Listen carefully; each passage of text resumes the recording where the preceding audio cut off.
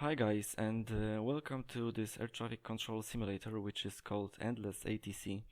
I'm really glad that I can present you this yet simple but complex at the same time ATC simulator. So this will be the first episode of the entire series I'm going to make. So this will be like a little bit of introduction, showing you basic controls, maneuvers of the aircraft. How do you manage to uh, keep this radar together? Let's say. Mm, so we can think of it as a guide. I will say just at the beginning that I am not a air traffic controller, so maybe aviation enthusiasts that spent some hours already over it, and I hope that you will like it.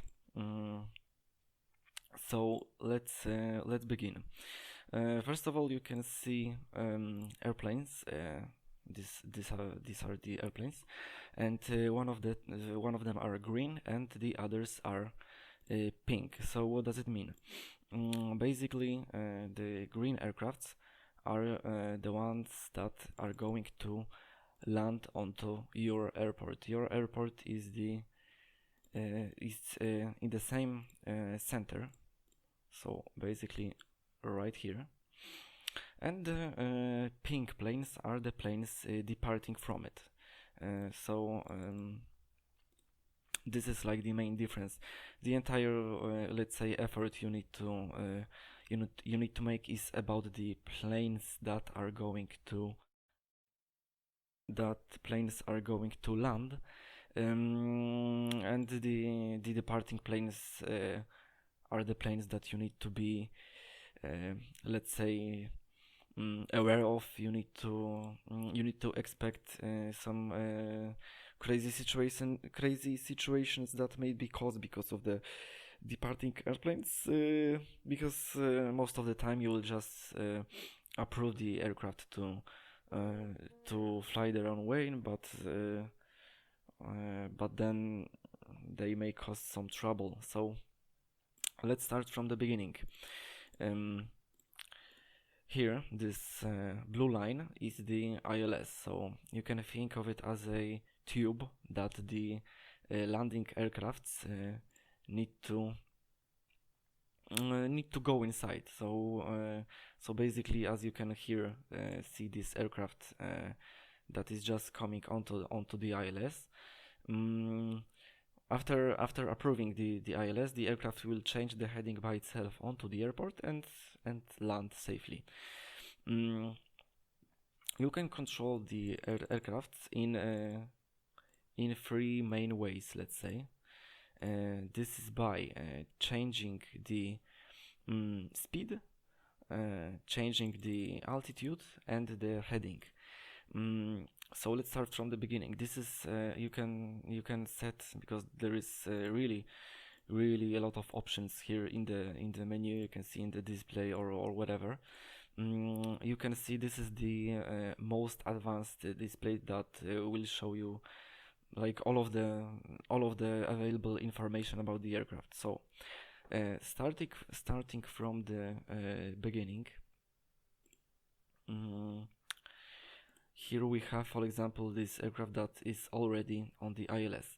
So on the same top you can see AK355Z or Zulu. This is the call sign of the aircraft. Every, let's say, call sign that you can see has a specific pronouns. For example, this right here is WestJet. The others one, to be honest, I'm not sure about them. So for now we'll be just playing the game manually, let's say, without some readbacks, feedbacks or whatever. So you have the call sign. The one line below is the altitude, so how high the aircraft actually is. this is very important. This helps you a lot to keep the separation between the aircrafts, because for example here these guys are going to like cross, yeah, collide, but I can calculate that they will be that they will be separated, that they are already more than 1000 feet, because you can here you can see 051 and 068. This means that this aircraft, for example, is currently at 5000 feet. This aircraft is at 7000, yeah. And the minimum separation to which has to be, you know, which has to which has to exist is 1000 feet. So for example, you can have one aircraft on 050 and the other on 060. If they will bump on each other, they actually won't, because there will be enough of vertical separation. On the right side you can see the altitude that you indicated. So you told the pilot to descend to 5000, but currently he is on 10,000. Here, this aircraft you can see here, 624U. He's now at slightly below 10,000, descending to 5,000. This is important to, you know, be aware of the actual altitude the aircraft is, because this is what makes the separation valid or not. One line below, this is not like super important information, but you can see you can see the model of the aircraft. So for example, here is the Boeing 787-800. Like is it important or not? It isn't as important as I will mention very soon. But this is like you know, interesting tip that if you are interested in planes in general, you can actually see that this is Airbus 320, and this is Boeing 737-800. So so this is like a nice tasty factor that this simulator also offers. On the right side of the plane model, you have the indicated heading. So for example, this aircraft that I highlighted is flying on the heading 055, and this is the other way that you control the aircraft. Like, in my opinion, this is the main way. Like, you tell the pilot where does he have to fly. You can see on the right side, you change all the parameters by clicking plus or minus and adjust them as you want. So that's the heading. The heading doesn't have the second indicator, which shows indicated and current, because it doesn't. It shows you only the current heading. And below, in the last line, you have the speed. And same as the altitude, there is current speed and indicated speed. So this aircraft is, for example, 243 knots, slowing down until 220. And as you can see, every aircraft has is basically specified with the same scheme of information. What is actually important that I mentioned before, bigger aircrafts, like for example this 787, is the heavy aircraft, and you can see that next to the indicator of current speed, it's 240 knots. There is actually letter H, which means that it's a heavy aircraft. What does it mean? In practical, it means that the separation between aircrafts on the ILS needs to be bigger, like they have to be further away from each other if the heavy aircraft is in front. So for example,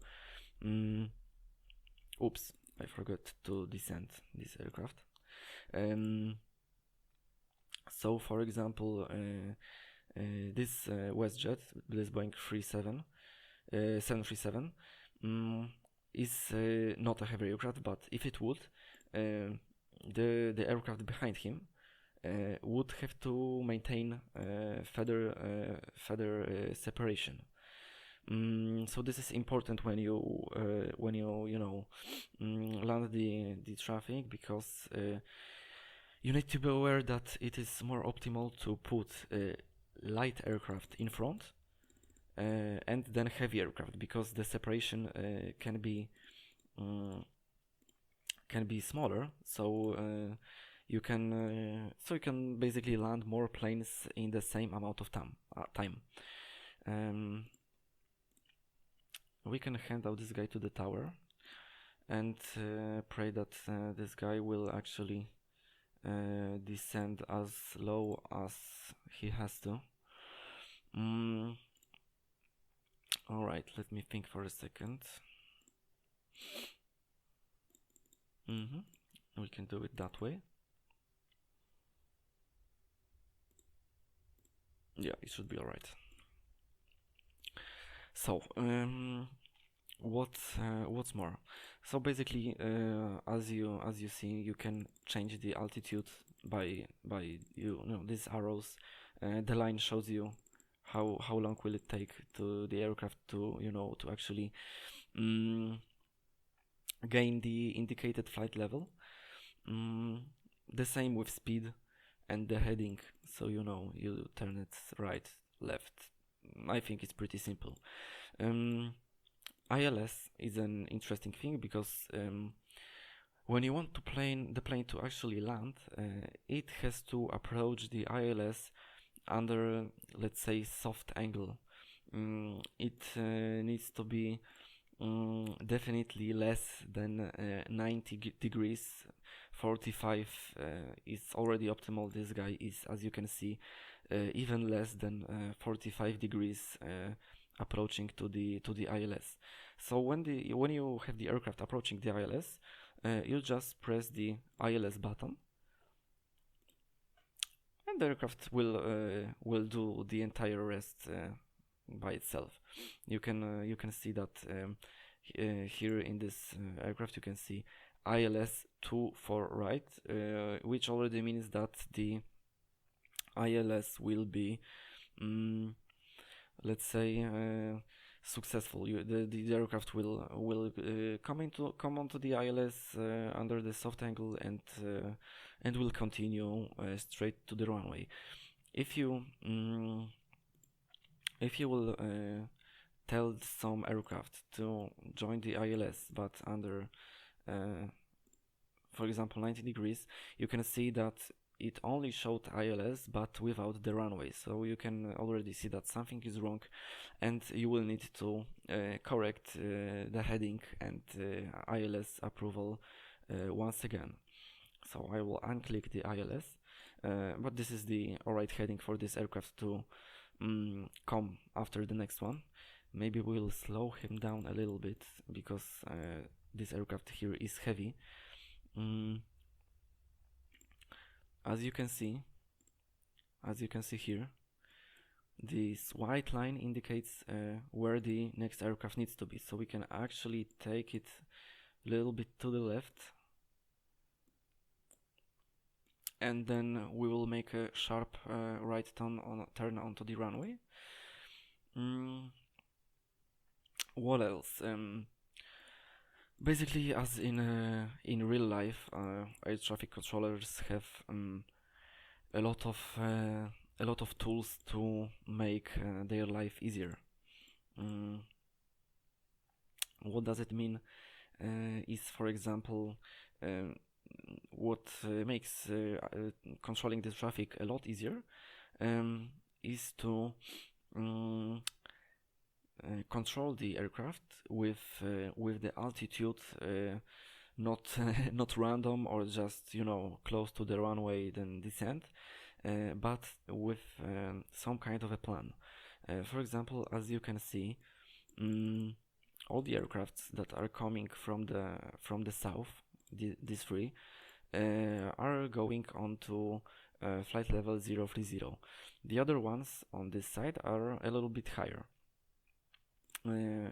By doing that,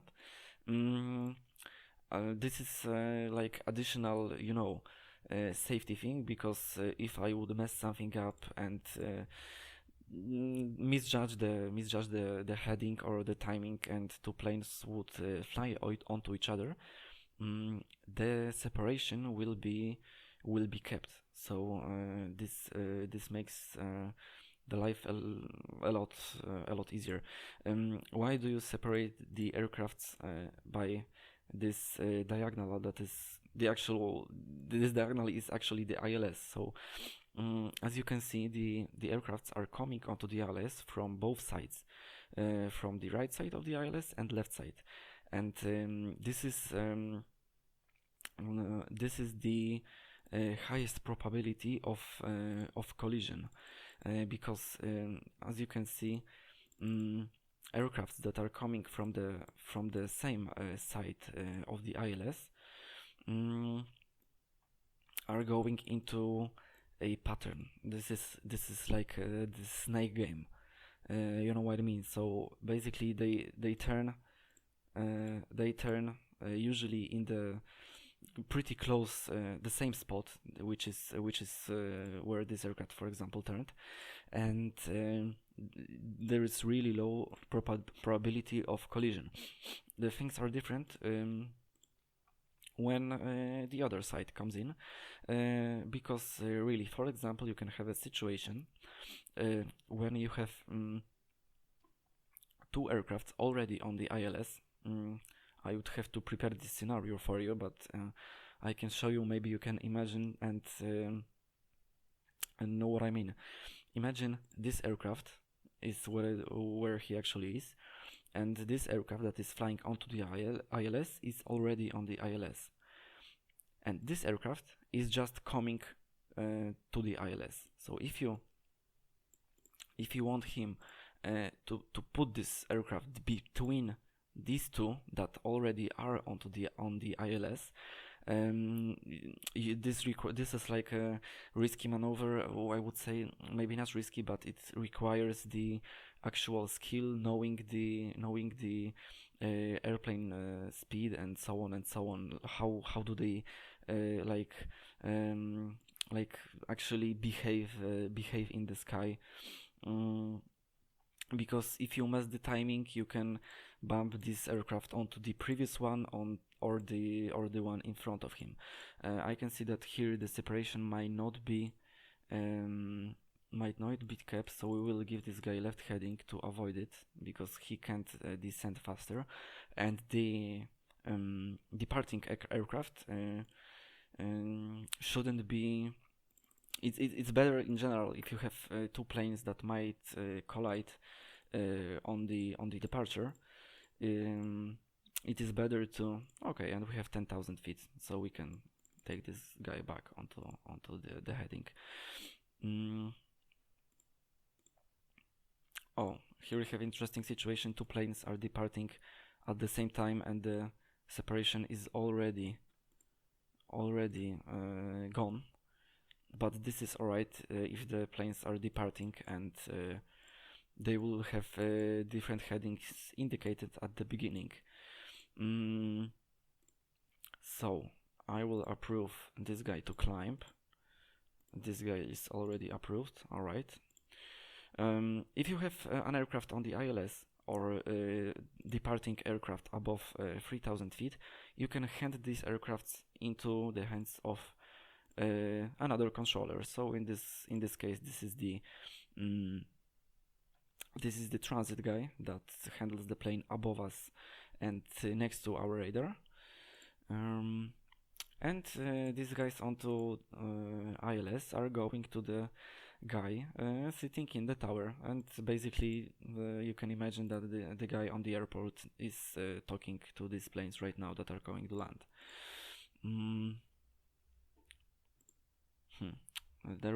I see that there might be some mess soon. I don't know if I won't have to change this heading of the aircraft landing. Yeah, this might be not good. So this guy needs to turn left once again.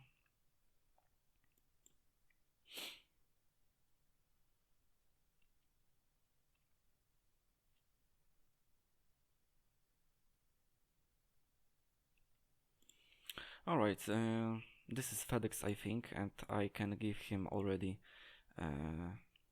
the vector to the ILS, because as you can see, this white line is already in front of that aircraft. On the left side you can see the statistics. So at the moment we have 10 planes in control. We've done 5 landings so far, and 9 takeoffs. Okay, separation is alright. So this guy made some funny route slalom, but yeah, that's what sometimes happens. Alright, FedEx onto the ILS. This guy will come next. And this aircraft will have to lose some altitude.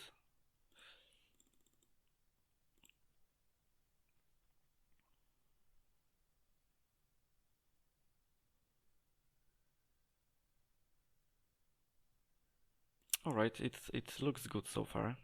These 2 departures we can switch to the next frequency. That's alright, and I will show you this interesting option. Let's change this heading like this, for example. I give this guy 6000, so he won't collide with any of these aircraft so far, so he's like above everything. So no need to be worried. What are we going to do now is we will give this guy a holding pattern, so he will basically he will be making circles as long as he will lose the altitude. Now actually I see I could have done it other way, but it's too late. But it would be more optimal if you actually let this new guy land.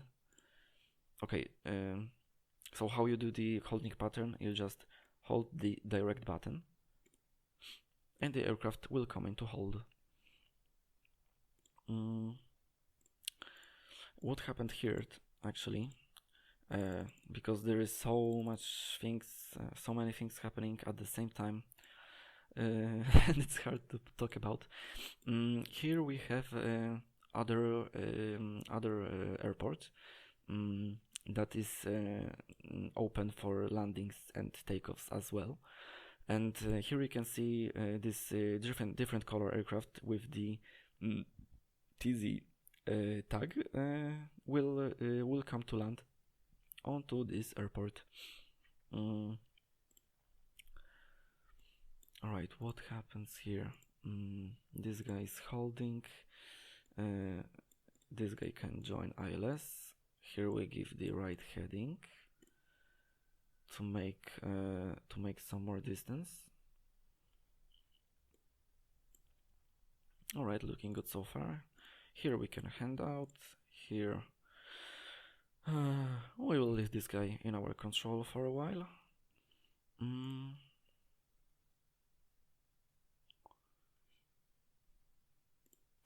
not sure if he will be alright with the ILS. Yeah, let's correct it. It should be fine now. Now we can head out this guy. This aircraft will come as the next one. And after that we will see, but probably I am going to let this holding aircraft join the ILS next. Oh man, no, sorry, you can't do that.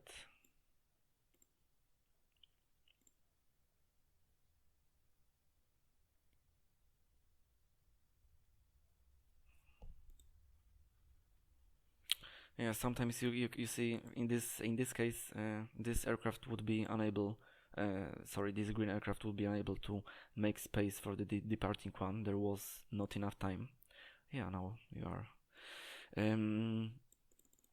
So we had to actually maintain the heading and keep the altitude of the departing aircraft, and as soon as they will pass, we can approve this guy to the instrumental departure. Here nothing special. 060 5000 into our snake. This guy I approved to the ILS a little bit too late, because you can see that there is really a lot of space between them. We're actually playing it really safe so far.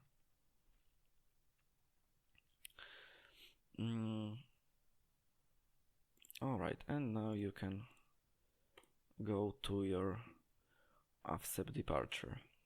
Alright. We can hand out this guy.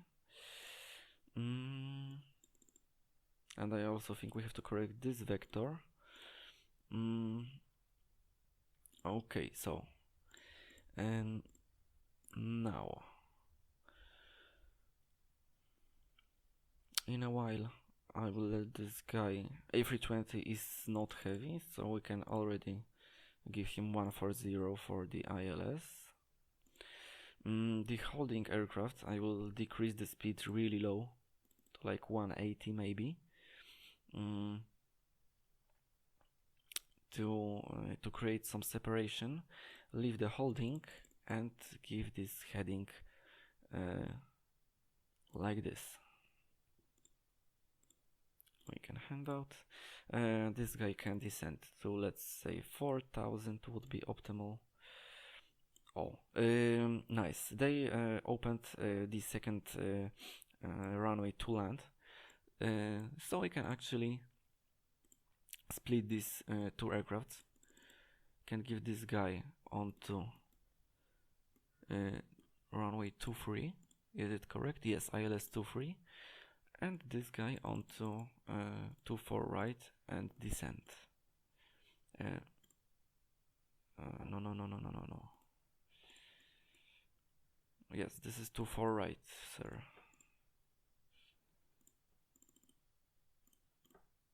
24 left, sorry, yep. Okay. So basically, this plane was 1000 feet lower than the aircraft that was holding, so you can descend this guy. If you would decrease the altitude of this aircraft, the separation wouldn't be maintained, which would cause an separation incident, which is like basically crashing these two aircrafts. Definitely not something that you wanna do. Okie dokie.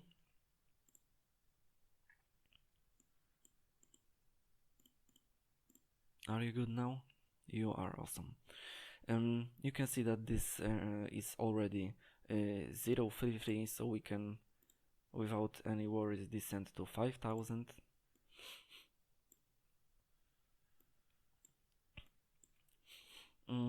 Always having two parallel runways is a good thing, because if the traffic gets more intense,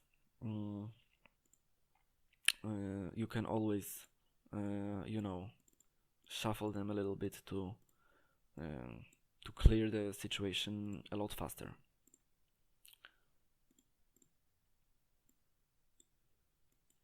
Alright,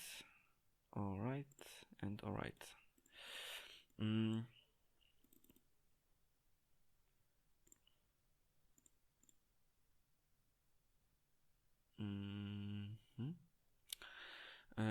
We can give this guy actually the 24 left runway to land, and already turn this aircraft onto the runway 23. What we need to think about is descent this aircraft, because on this runway we'll have aircrafts with lower flight levels, for example 030, and on this aircraft higher, because as well as always the separation needs to be maintained. There is a exception when the separation can be actually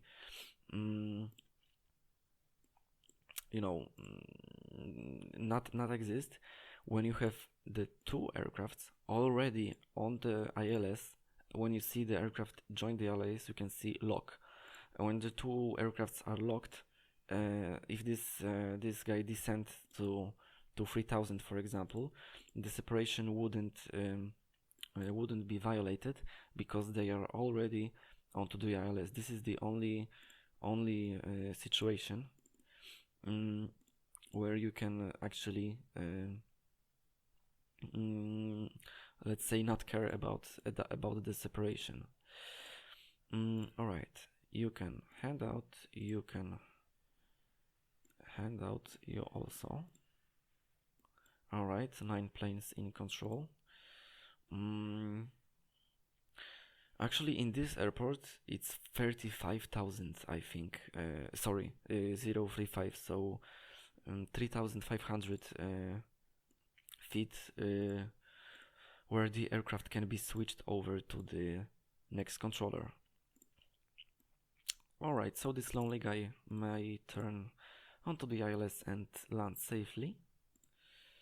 Here we can switch, As you can see, there is no 1000 separation, but 900 feet, and these aircrafts are alright, because they are already locked on their ILS.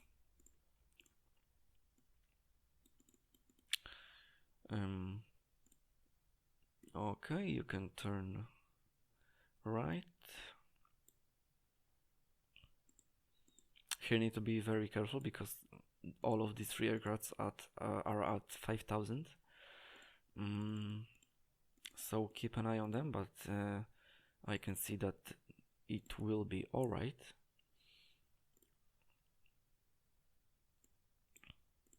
Alright, you can hand out. Here we will guide you to the let me think. No, we will guide you to actually 23 left onto 5000 feet, and you will descend onto 3000 and runway 24 left. Yep, makes sense. Separation is kept. You can hand out.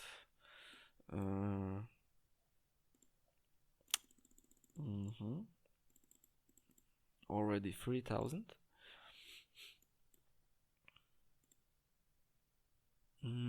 You can switch to the tower, and you as well.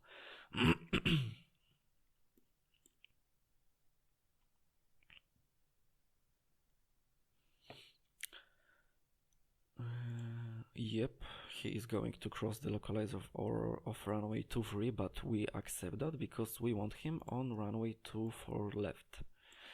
This guy we want on runway 23. Alright.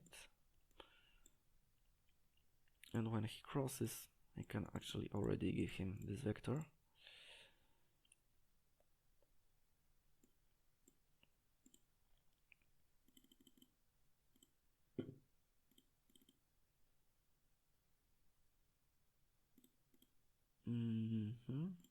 And I want you to approach the runway from the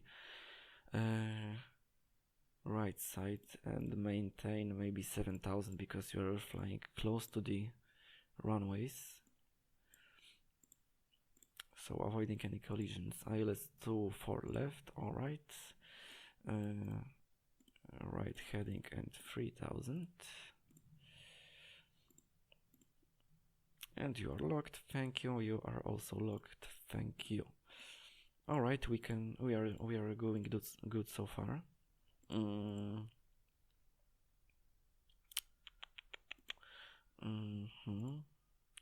So as you can see, there is not a lot of work with these departing aircraft, but they create a lot of mess sometimes.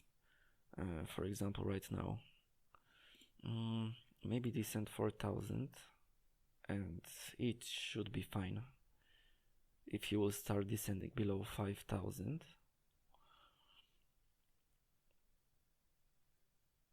I'm worried about this guy because I don't think if he will manage to actually descend to 4000 at least before this will join onto the ILS, but let's see. Yeah, 4000 here. Okay.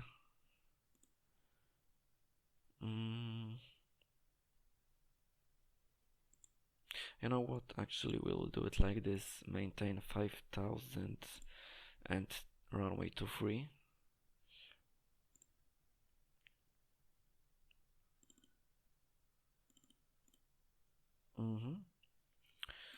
Okay, you can hand out. Here this situation is over, so we can also hand out. There is no reason for you to climb back onto 5000, I think. We will see.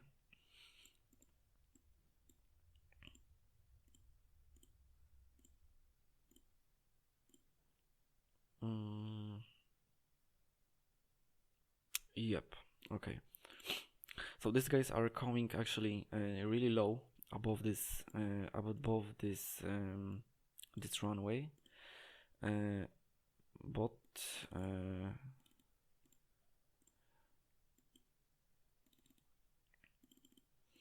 but what happens is if there is any aircraft departing from this other airport, they will depart onto the west. So there are only landings from the east side because of course the aircraft cannot depart and land from the same way.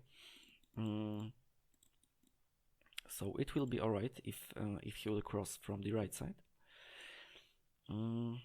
Here we'll do the same maneuver as before because other aircraft came just straight onto the ILS from this high altitude. So we will put this guy onto the runway 24 left. Now you can right turn.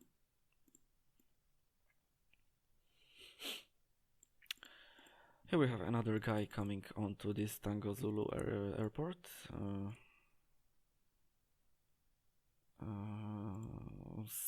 7000, let's keep you high. Okay, here everything 3000 except this guy because they are on top of each other also, almost. So he will descend to 4000 to avoid any conflicts. And now this high aircraft ILS 23 guy from behind can descend even to 025 and head onto the ILS 24 left. Alright, I think I've mentioned all the important stuff. Actually, I forgot about one thing. On the ILS by itself, you can see these blue dots here, here, and here. This dot is grayish or something, but these are indicators of the altitude of the aircraft. Sorry. First dot means that the aircraft needs to be at 2000 feet in this moment. Next 3000, next 4000. This gray dot means that the aircraft should be at 5000 feet or lower if they cross this point on the ILS or the localizer. So for example, here you can see this guy is 044 coming onto the 4000 feet dot, so the altitude is really proper. This is a very useful tool that can help you judge if the aircraft is flying too high or not. And I think that would be it for this video. We managed to land 16 planes so far at the rate of 33 landings per hour, so we can say that one landing every 2 minutes. So yeah, pretty busy airport. I will be thinking of making a video with less talking about theory, because this was like the tutorial video. And we will maybe make some video in the future with readbacks, because I will show you, if you go into sound and free with readbacks, you can actually play the proper traffic control with readbacks. Or for example, let's change the heading and descend 4000 and see what happens. Left heading 030, descend to altitude 4000, Air Canada 12 Zulu Bravo Heavy. So this is a really cool feature. It makes much more difficult to play with. Oops, sorry. And I think maybe we'll challenge this this feature in the future. But that would be it for this video. I hope you guys enjoyed. Of course, if you like this video, don't forget to leave a like. If you want more of this content, subscribe. I would be really happy if you did so. If you have anything to say, if you have any comments, just write them down in the section below. Thanks a lot for watching, and have a great day.